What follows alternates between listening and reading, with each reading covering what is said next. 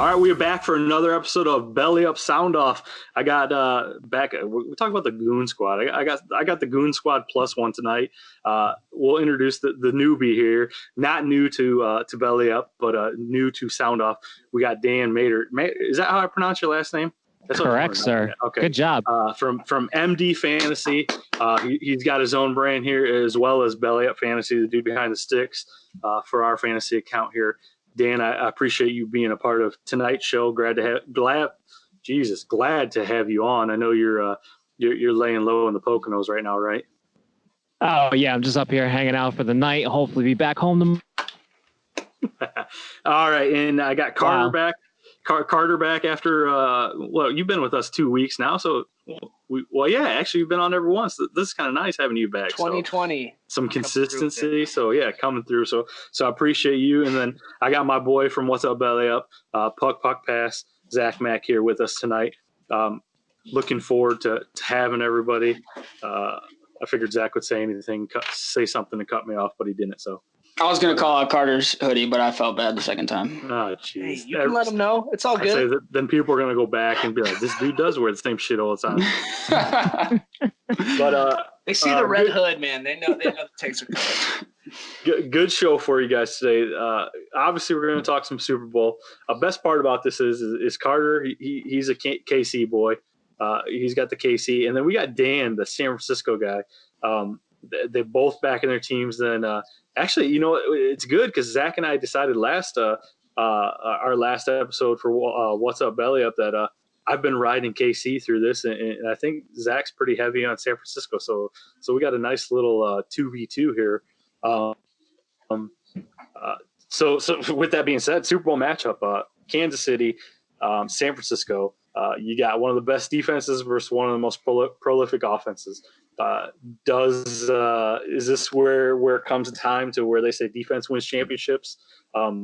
Is the defense gonna shut out? Not shut out, but are they gonna do enough to stop this offense and what Mahomes is capable of?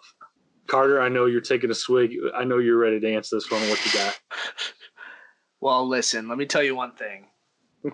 Let me tell you one thing. There's no schemes for this offense, man. There isn't. I mean, you can play man up. You can try to bring pressure to make them uncomfortable. As our buddy Mike Florio said, they're gonna be coming. They're gonna try and put some bodies on him, put the hits down. But it doesn't matter because he's gonna probably lead the team in rushing. He's gonna.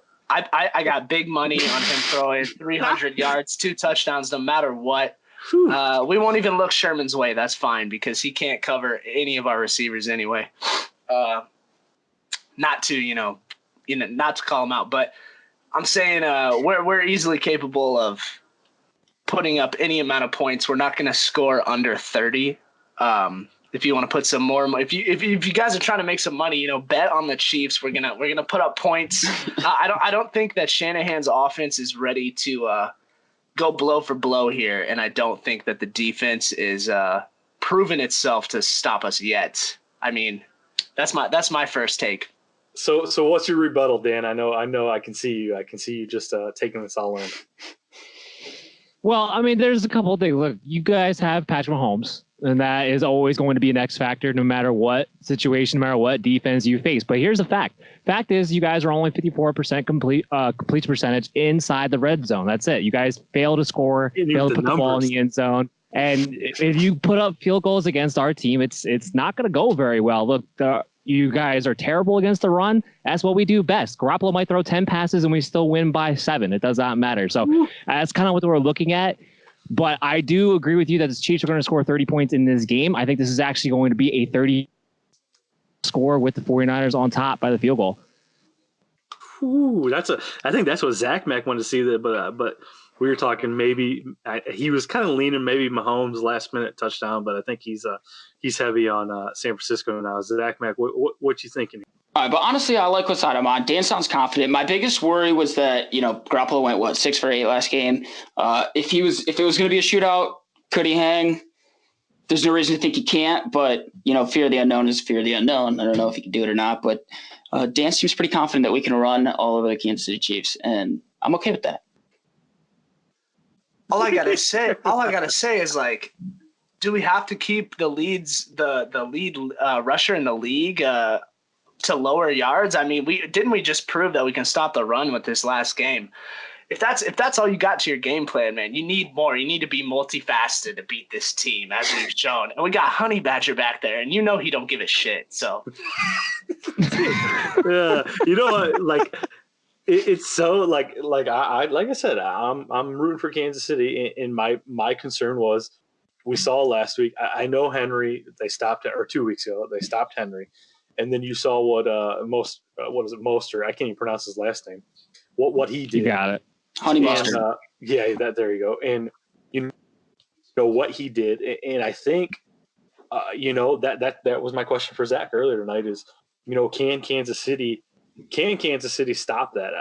I mean, he's quietly the past 2 years been a consistent back. Well, I shouldn't say consistent, but when he has opportunity to play, he's consistent. I remember last year in my fantasy football league, my running back went down. I picked him up and I rode him. And I think, or was it last year? Or I don't even know. Either way, something like that. Because I think San Francisco the past 2 years has gone through like 6 different running backs based off of injuries and stuff like that. I had one of their guys that broke his arm, but regardless, that was Mostert, by the way. Well, I was saying, yeah. But regardless, it's just that's what I was wondering. Is Kansas City focused on really? I mean, Shanahan's offense obviously usually thrives through the running game. That's the scary part. So, but I am on Kansas City because I think they can put up the points. But I definitely, you can't sleep on Jimmy G. The dude's done everything right, and he's not even the one that he's just played football, and he's been in positions where that's another thing too. The coaching staff is not put in positions where he has to carry the load. I mean that like I keep talking about that running stable that they have. They're coming through. They're making plays. The run's going to open up the pass. They didn't even need it 2 weeks ago, but I'm very looking forward to it. Definitely. I don't know. I can't see. I'm not sure if I'm on the over or under on 30 points for Kansas City. It's very hard, but I feel like that's exactly where they're right in there. But a big X factor for this game is going to be George Kittle. I think if he has a monster game, then we're going to be in a little more trouble than I'm initially thinking, because that guy can go for 150 and a couple touchdowns and really bring him back into this game. If they can get him going, I think that the 49ers will have their best bet to win. Shanahan has some great schemes as far as like his own run, and that is tough for us to stop. But if they only bring one part of that game to this game, then I think they're going to have some problems playing catch up with Mahomes. Well, I just feel like Jimmy has answered all the questions, right? Because we saw him in a shootout against the Saints in New Orleans go 48-46. We've seen the 49ers average 29.9 points a game, which is actually a point more than the Kansas City Chiefs had. Now, granted, they didn't have Mahomes the entire season. I grant you that. But this is a team that averaged almost 30 points a game by being able to run the football, play action off of that. I don't have any concerns. George Kittle is the X factor as far as that goes, but I'm going to give you somebody else besides Mostert. I think you're going to see Matt Breida actually play quite a bit and have a big game. And people forget how explosive he is in this running game. I think he's going to be a little too much to handle for the Kansas City Chiefs defense that people aren't really talking about or expecting. What do you think, Carter? You give this guy a microphone, it's just smooth, isn't it?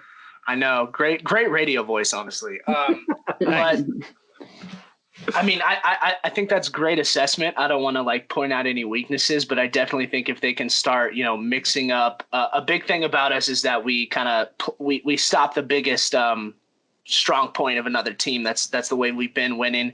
That's like kind of Andy's scheme, is to put up a ton of points and take your number one factor away usually. So if they can get creative, and Shanahan is the guy that can do this, especially because I think a big storyline for this Super Bowl is that both of these head coaches are coming off these, lackluster performances. So they both really have something to prove as far as their history with the game. So depending on who's going to be the more creative play caller, I think we're in for a really fun display of each team's personal strengths and who can exploit their weaknesses the best. It's going to be a good one. Definitely a drawn out battle.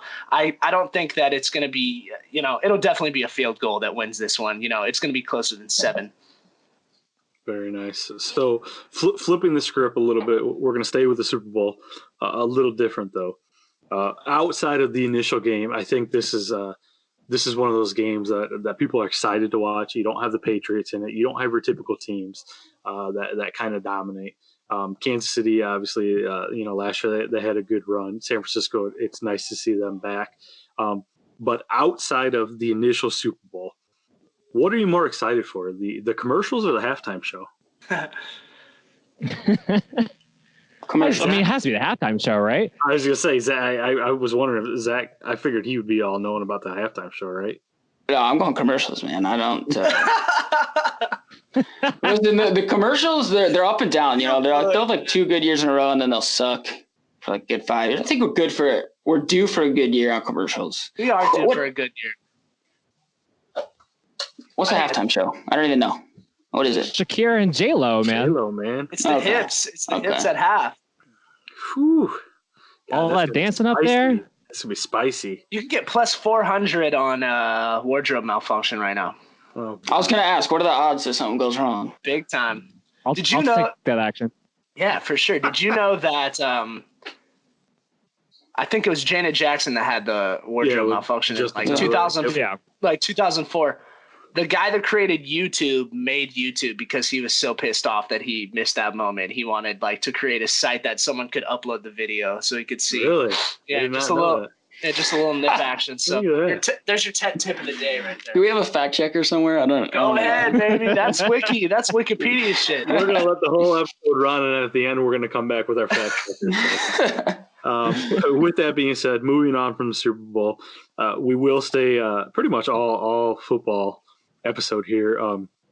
The Texans get eliminated in the playoffs year after year after they win that division. I mean, they're pretty consistent.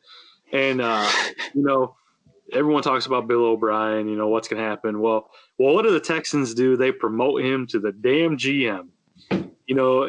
I wish Rattlesnake was on this episode because your guys' thoughts on that. I mean, I guess based off of he's proven to be. I guess can you be proven to be a winner by winning your division, making the playoffs, but not going anywhere? So do you just anoint someone a GM, or do you look at this like, what the hell is this team thinking? Someone explain this to me.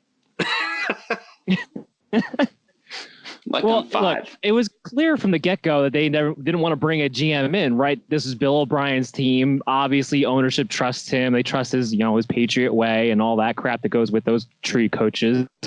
And he actually did a good job personnel-wise. I mean, they don't have any draft picks coming up in the next couple of years, but you got Laramie Tunsil with 25. He's the type of guy that you would want to draft anyway. You brought in guys like Duke Johnson. You have Deshaun Watson, who you're not paying a full contract to yet. So you have some flexibility. I think what they're going to do is they're going to give him this season. They're going to give him this offseason to prove it.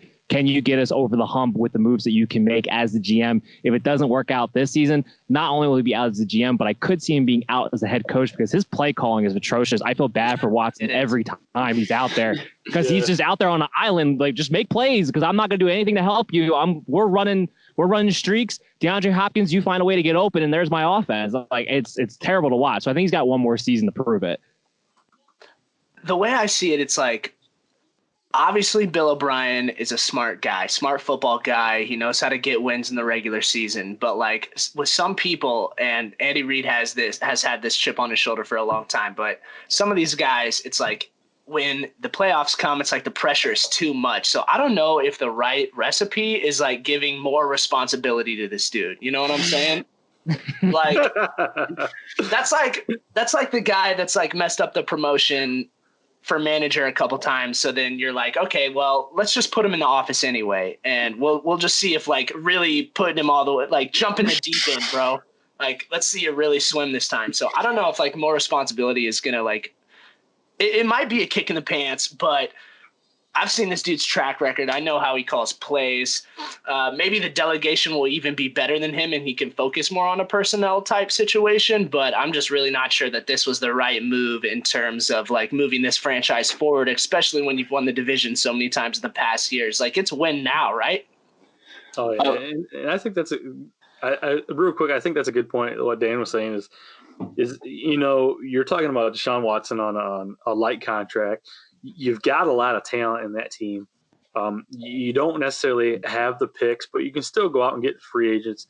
but you're also killing two birds with one stone. I'm sure he's getting compensated heavily for this, but when you got a GM type coach, there's some money that's not getting pulled from the organization. I know it's a little different based off of salary and stuff like that for the players, but like Dan said, you've got a team around you. Maybe this was like, hey, we're all in this year. That's right. what it is. We're going to either make this or not because we've got a great opportunity. We're not paying these guys.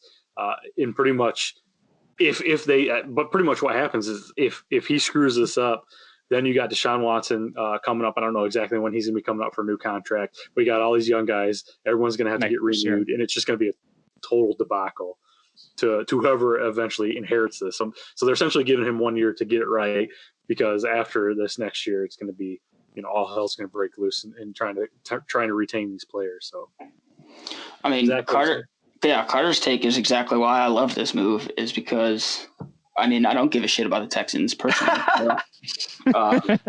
I mean, we saw them blow the lead against the Chiefs, and people were like, on Twitter, people were crucifying this guy. Like, he's got to be fired after this game, right? Like, that's literally what every other tweet was. And then, maybe the Titans blowing their lead softened that blow a little bit. I don't know. But, yeah, it's almost like the Texans were like, well, all right, here, instead of handling this, handle all of this, and we'll see which part of it, you can do. It's like the ultimate boost of confidence. Like, we believe in you. Like, we really do. But either way, moving on some lighter news, I guess I don't know how you look at it. I actually went to college with this guy, been following his career.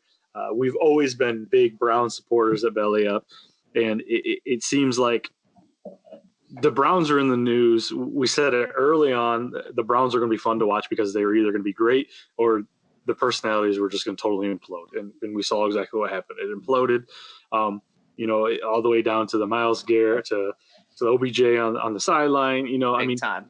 Just in general. And then now you got a guy coming back from suspension that early in the season had nothing to do with drugs, alcohol, or anything like that. So Dan will set the record straight on this opportunity or this. But Kareem Hunt, obviously, we saw the video today, or most of you people did.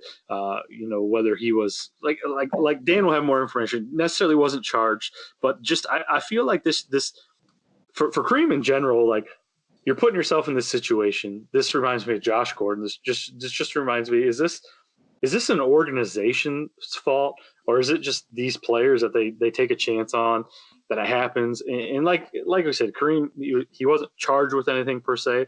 I'll give the floor to Dan here. He can kind of explain this, but ultimately, is this an organization issue, or is it just, I mean, these players just think they're above everything else? Dan, if you want to kind of touch base on this.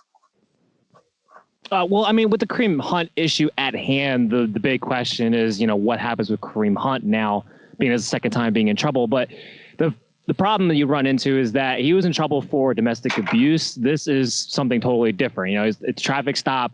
He confesses some things while under the influence. So whether his confession is even true or not, you don't know. This all falls on the feet of the NFL. Do you want to test him to see if his confession was true? Do you want to go down that road? And then do you want to suspend him for that? But this offense is going to have nothing to do with his prior offense as far as punishment goes, because he's never tested positive for anything. So he's actually going to wind up with a lighter, even if he were to test positive, he would wind up with a lighter offense than what we usually see in the news as it is.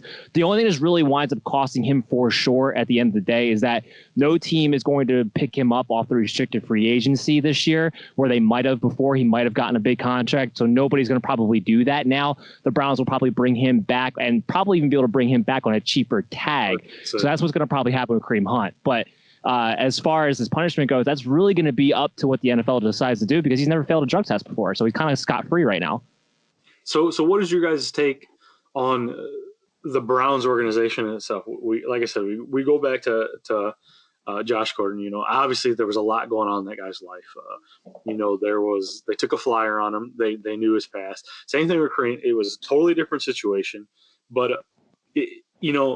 something like this, is this more egg on the organization's face, or is it just like these players just, they can't figure it out? I think, you represent the team, whether you're out there. So, I mean, I don't know much about the situation other than what Dan just laid out. And I saw the video. He gets pulled over. He says he would test positive if they test him right now, something like that. And he's got an open container in his car. But it just seems like you're right. It's always the Browns. It's just that's what it feels like. It's like it's unfortunate, what Hunt had to go through. And then, now he gets tagged with this. But it's just the Browns, man. It's just you summed it up right there, and it's like 50-50. You hear about a guy, you're like, either he's on the Browns or it's some other team. I mean, I wish there was more of I wish they had that old school Browns feel still, where they, it was a franchise that felt like something could be built around it, because just from the video, you get this feeling that Kareem Hunt is just hopeless, man. Like, he's reminiscing he's saying, I should be in the Super Bowl, man. Like, I wish I was still on my former team. I'm out here. I'm getting paid, obviously. But I'm just going through the motions. This is a behavioral pattern thing. So I'm not saying, and in no way is that the Browns' fault, but you're this organization that's trying to get ball players in here, and you're obviously still picking up people that still have a little bit of baggage. So it's not going to be a surprise when detrimental things like this happen. And I don't think that any blame should be associated with this or put upon him because of that. But, it happens. And that's the risk you're running when you're an organization that's trying to take that next step on these guys that are problematic a little bit. And they have a pattern of behavior like this. So is it surprising? No. Is it sad? Yeah. Are the Browns doing everything they can to help these people? I don't know. That's an organizational question as far as it keeps happening to them. But I don't think it does keep happening to them. I think that's more compartmentalized, because I think this is like a rampant thing across the whole league. Honestly, there's a lot of players like this, and this happens all the time. So to really plug it down on Kareem Hunt, that's just kicking a guy while he's down, like in essence of things, like he's still correctly, like Dan said, hasn't been charged with anything. So the media booking him in on this kind of pisses me off. But I mean, as far as it's the Browns, I get it. It's the Browns. That's what happens when you're trying to do the things that they do, And that's the bad thing is I talk about the Lions all the time. Being a Lions fan is where I live in Ohio. I grew up closer to Toledo, so that's why I was a Lions fan, because actually Detroit was, in Michigan right over. It wasn't far, so I was pretty much between Detroit and Cleveland. And, I like Barry Sanders growing up watching them. And it's like, okay, so I've always had this I've always had this soft spot for the Browns. And as much as I want to hype them and get excited, it's like, can nothing go right in my sports life that I can't even have a secondary team? I can't even have a secondary. I mean, at this point, like I said, I'm all in KC. I've been following them for 20 years. I'm the biggest fan. Hop on. Yeah, that's a Niners win right there. Yeah, at this point, no kidding, man.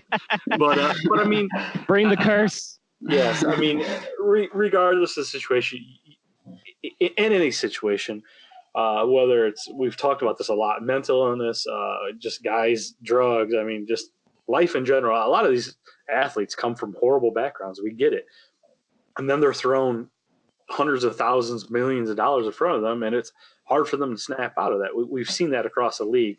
And I don't mean that so much as is it the Browns' fault per se, but I feel like, of course, there's – I mean, and we're not in there, like you said, Carter, we don't know the ins and outs of it. But in general, I just feel like this kind of stuff is happening, and maybe it's more so the whole Aaron Hernandez documentary, and I'm not comparing the two, but so many times you see these athletes and you have no clue what's going on in their life. You think everything's perfect, and there could be coming out, and I'm not justifying it, but Kareem Hunt's had his bell rung. It could be CTE, and he's coping with it with one. Either way, I just feel like in light of the Super Bowl, in light of the Kobe Bryant situation, Kareem Hunt, Dan said it earlier off air, usually we are tired of listening to the Super Bowl talk at this point. At this point, I don't think I've barely heard any Super Bowl talk. It's been about, obviously rightfully so, about Kobe Bryant. The Kareem was slightly in the news today, and just other things. I feel like everybody's world has been so shook by everything. Let's kind of right the ship. Let's get back to where we're going. Not to sweep anything under the rug, but definitely looking forward to a great Super Bowl. I'm all in on KC. I know that pains you guys, at least you guys over here, Dan, and in the bandwagon San Francisco jumper, ZachMac. So, but definitely looking forward to that. So with that being said, we've ended our kind of topics here. So we'll go around the room, kind of a round table here. I don't know if anybody wants to start or if I just go right to Zach. We throw out your topics, whatever you guys want to talk about quickly, and then we'll end this up. I'll bring a topic up. What's the deal with, I hear about Mike Fears? I don't know how to say his name. Oh, man. I was going to talk about this tonight. Someone lay this down for me. I mean, he's a whistleblower. We know that. So I don't know the ins and outs, and so I'm not going to quote word for word or what. But the hearsay is obviously, he comes out and he's been, people have patted him on the back, said, great for you. And then people have said, this is not baseball. You don't do that as far as narking on your team. Well, of course, you do that. Everybody's going to do everything they can to look up the dirt on you. Oh, man. Well, why would a guy in a situation like this, whether it's true or not, be involved with or been involved with a minor? And that's essentially what it came down to. I think it was here. I heard about a 17-year-old or something like that. He's 34. It's here nor there. I understand what he did with Houston, but you got to understand the way the media is, the way social media is, the way people are. They can hide behind a computer. They're going to do anything they possibly can to ruin this man. Whether he's right or wrong, I don't know the situation. But what are you thinking?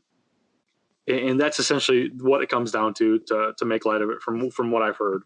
Run around with a 17-year-old, and I don't know. I guess I don't want to comment on the situation. Yeah, I was just it's pretty taboo. More so, what is the situation? Yeah, but there's no Here's all I'm saying. No stance. Like, if I could put a bottom line on anything, it's that this kind of just reinforced what I said on a couple episodes back about how baseball is that, like, super tightly knit, like, fraternity type vibe, like, from the fans to, like, especially the hardcore guys that, like, play the sport. So this is going to keep happening, and this is going to be a problem that is going to be even more evolved as social media gets even more ingrained into our society, because all that stuff is known within their fraternity, and we're just now scratching the surface of what all these teams are doing behind the scenes, all these players are doing behind the scenes. So if you think this is just the tip of the iceberg, is all I'm saying. That's how baseball is, man. That's why I never played that. Sound like that. So Dan, you got anything? Maybe you want to talk about MD fantasy, belly up fantasy, or do you got something you just want to talk about? You're very heavily involved in the fantasy world.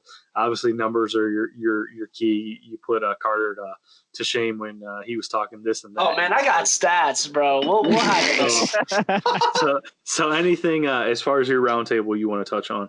I'll just take the time to promote we got going on a Belly of Fantasy. Honestly, we're putting together a great team of writers coming up, and we're going to be expanding. It looks like we're going to be outside of football. We're going to be going into basketball soon. We got a good baseball team coming up, and I'm putting together some guys for hockey. So, we got the news alerts that I keep doing every single day for basketball, for hockey, to keep guys up to date there. And it looks like we're going to be having some great content. So we're going to truly be a one-stop shop for fantasy sports. So I'm real excited to get onto that. And as far as my show goes, we're going to be doing a special edition for a Super Bowl preview and betting analysis Friday at 12 o'clock. I'll be video casting on Sportscaster, YouTube, and Facebook Live all at the same time on Friday. So it won't be on the audio version. So it'll just be a video strictly thing. But that's what I'll be doing for my show in particular coming up.